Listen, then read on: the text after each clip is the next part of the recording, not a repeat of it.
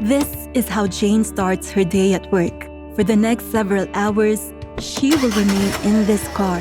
Her goal? To drive passengers safely to their destinations. Jane is among a growing number of female taxi drivers in Qatar. Many are employed by limousine companies and rely on regular clients for a stable income, while others also book new clients through various apps such as Uber and Pink Driver to boost their earnings. Back home in the Philippines, Jane has worked as a security guard. In Doha, she has been working as a driver for the past 10 years and has also worked as a female driving instructor at a driving school. We asked Jane what she wants to be known for among her passengers. Amazing. Of course. I want them to tell her she is good and she drives good. It's not about only driving, it's also how to taking care of others' life. 10 years from now, it might be I'm already with my country, taking care of my grandkids. But doesn't mean I will stop.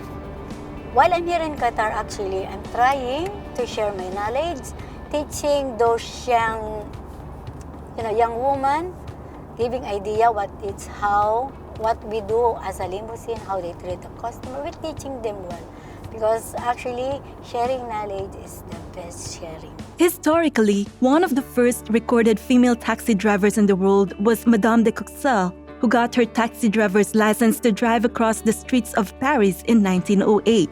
In New York, 2 women are believed to be the first female taxi drivers in the Big Apple, according to varying accounts. Wilma Rossi was said to have received her taxi driver's license and began working as a cab driver in New York in 1915, while other accounts suggest Gertrude Jeanette was the first licensed female taxi driver in the city in the 1940s.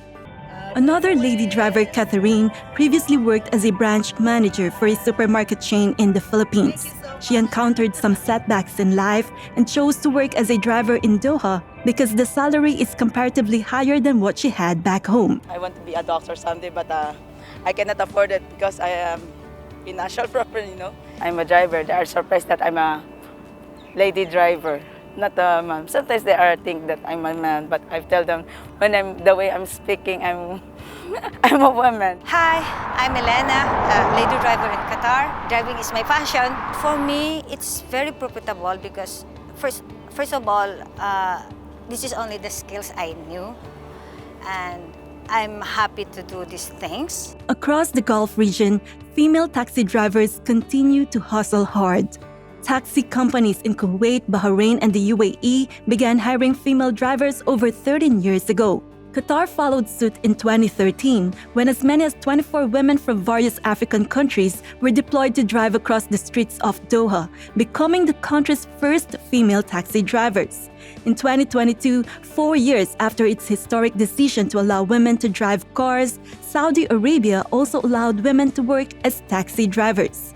Driving is not an easy job. Most female taxi drivers get up at the crack of dawn and some stay up until late at night, hustling hard across the streets, all in pursuit of their own life goals. Emelita started working as a driver at the age of 21. Now 50 years old, she has been driving for most of her life. I like to be a lawyer. I want to be the voice of the people because our family business back in the Philippines is not stable. So I have to find a work here. I feel proud, especially because you're a Filipina and you're driving a limousine here in Qatar. So nothing to be ashamed of. Honestly, I keep staying here in Qatar because I still have dreams about myself. I want to have something. When I stop working, I have to have something back in the Philippines, like a house, car. So because if you're older, you cannot find work in the Philippines, right? It's very hard. So you have to have savings for your own. Many of the lady drivers have already achieved some of their dreams in life by working hard, sometimes driving endlessly for up to 19 hours a day. Nina is another hard-working female taxi driver who was able to send her sister to school because of driving.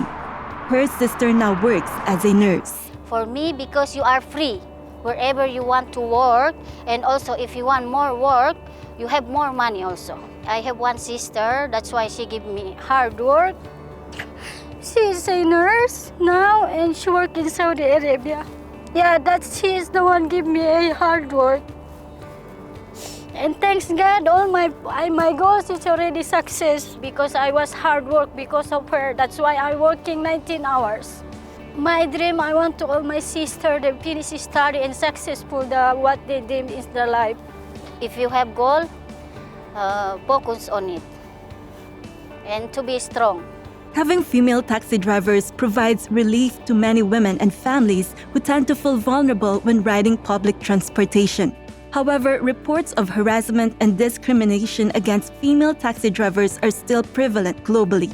A survey conducted by Inter-American Development Bank in partnership with Uber and Ipsos in Brazil, Chile, Mexico, and Colombia showed that only 6% of Uber travel platform contractors are women, compared to 94% of men.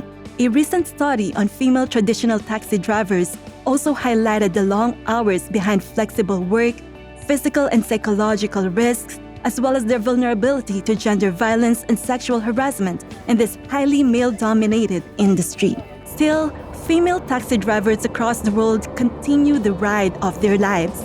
As they transport their passengers safely to their destinations, they also aspire to reach their own destinations in life, one day at a time.